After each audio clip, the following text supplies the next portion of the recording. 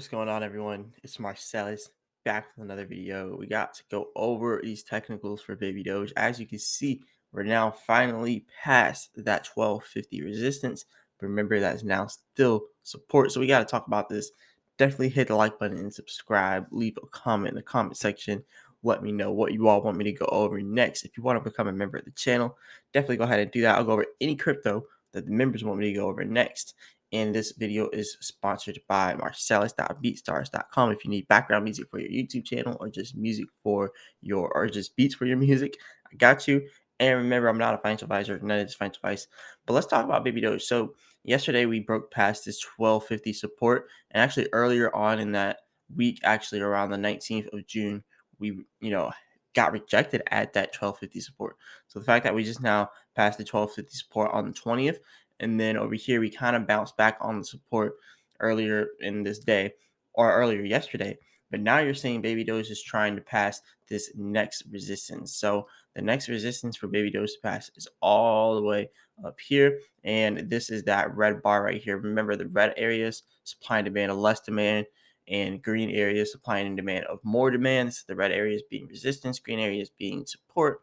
Right now, what we're seeing, Baby Doge is having a hard time getting past this red area here. So right now, our highs are actually looking lower and lower and lower. If you really come over here and you take this off all the indicators, you can actually see that the highs are becoming lower and lower off of this resistance. So this may be a key indication that we may be, consolidating here. So we actually may see a huge, either increase inside Baby Doge price or decrease.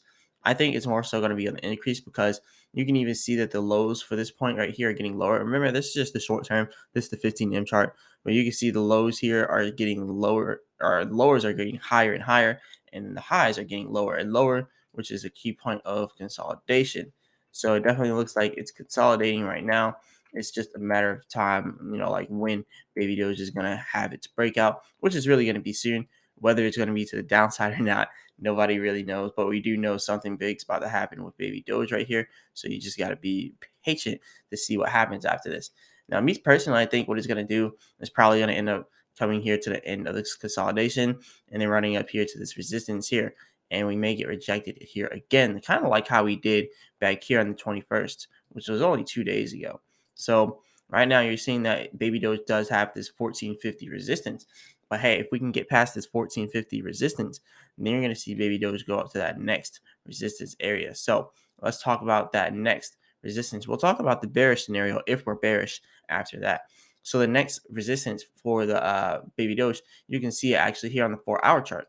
That would bring us all the way up here. And yeah, I know that next resistance is like really far. So a lot of people don't believe this is the next resistance, but this is the next area where you have a little bit minor resistance, which is at 1600, and then the major resistance really doesn't come until 1800. So that's pretty much where we're going to see our major resistance and our minor resistance being at 1600 and major being at 18. And then from there, you can see the top area of our resistance would pretty much be up here at the Fibonacci retracement at 2300, or really 2320. So that's pretty much what we got there for the bullish scenario. If we were to become bullish in BBOs, now that we just kind of got past this point here. Now, if we were to become bearish in Baby Doge, you have to know what exactly is going to happen if that happens. So what would happen if we became bearish in Baby Doge? First, we would go down to the support here. We bounced off it multiple times through our consolidation, but our consolidation would then bring us here. If we didn't have enough momentum to break back out from this area here and just, rise back up to our previous resistance, then the next area you're going to see Baby Doge just going all the way down here to the Fibonacci retracement back at 1250. Then we'll be back from square one. So it's really hard right now for Baby Doge or for any crypto in that matter to actually break out right now, because everything's really moving sideways and it's either down or sideways right now. And that's what you're seeing is true for Bitcoin, Ethereum, Binance, Cardano, XRP. Everything is really either down or sideways. You got Dogecoin.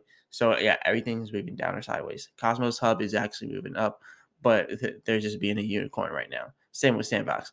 But still, a lot of the gaming coins right now are actually still going up because, there's a whole article talking about the gaming cryptos, the GameFi people. They're looking for entertainment, not money. So that definitely makes sense why a lot of the gaming coins are still going up. So anyways, moving on from this, now that we've kind of talked about, the technicals for Baby Doge, where Baby Doge is going to be going inside of the short term for the bearish market. But what about for the bullish market, where Baby Doge is going to be going in the long term? Or, I mean, the bearish market in the long term. We already talked about the bullish for short term and long term. We already talked about the bearish for short term. Let's talk about the bearish for long term now. So our bearish scenario for long term will obviously bring us all the way down here. I've been talking about this level a lot with Baby Doge. That's going to bring us all the way down to 9Z88, 9Z889, somewhere around there.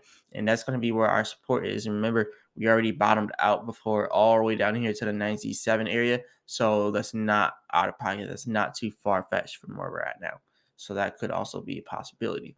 Now, looking at Bitcoin's kind of doing these movements where like it's going up, but then it's getting rejected immediately every single time it does it. So it keeps happening time and time again. So now what we're seeing is we're getting rejected again, which seems like it's a bull trap again and again and again. So the next area of rejection or resistance, if you want to call it that, is all the way up here. So that is our 22.5K resistance. We only got halfway up to it and got rejected. We got the 21.6K and got rejected. And now we're kind of going lower and lower. So now if our highs become lower, and this is our new high here, then what you're going to see is Bitcoin going down to the support rather than the resistance. You're going to see it going down on the downside here. And our support is bringing us all the way back down to 18.7K. Now, if Bitcoin could become bullish, then what you're going to see is Bitcoin becoming all the way up here to the area where I just now pointed to, which is 22.6K, 22.7K. So you could see Bitcoin doing that. Now here on the oscillator, what you're seeing on Bitcoin, we're coming off of an overbought area, and then pretty much some selling came after that. And then we got some more purchasing, but that purchasing was far less than the overbought area, which is a bearish signal because the purchasing power is going down and the selling is pretty much going up, which is indicating that the next thing that comes after this purchase is going to be a sell. Now, after this sale, the next thing is going to be a very, very, very small purchase, and then we're going to get a large sale after that. So what that will probably look like here, we'll have a little bit of a sell-off coming like this for Bitcoin, and then we'll have a purchase coming in that will be very small, and then another sale that brings us all the way down here because it'll be a large one that brings us all the way down to about 19 to 18K. So that's what we could see coming up very soon for Bitcoin. And remember, this is the short term, this is the 15M chart, but kind of looking at things from a long-term perspective over here, whenever you look at the 4-hour chart, it kind of looks a little different, but still, we still have those same support lines. We still have that area down here where we bottomed out around 18K. We could go down to very easily. So you still got to watch out for that. And we still have the resistance that seems almost impossible to get to, which is all the way up here at the top, all the way at 28K, which seems literally impossible to get to right now. But anyways, we are coming off of this overbought area. That's why we're getting some selling here for the long term. And now we're probably going to get buying after that. And usually for the 4-hour chart, buying really doesn't come in until like a few days after you see this wave here. So we got to wait a few days, possibly even a week, to see some more major buying coming back in for Bitcoin. So moving on from these technicals, let's just kind of look at things from this perspective. Baby Doge up 4.5% for the day. That's all right. That's all right. A lot of these different cryptos, like I said, are sideways or down. So 4.5% is pretty good. Binance is up 4.3%. So really all Binance coins are probably doing well right now. And that's a good thing about the Binance Smart Chain. Now over here, we got the passive one-day burn, 6.9 trillion.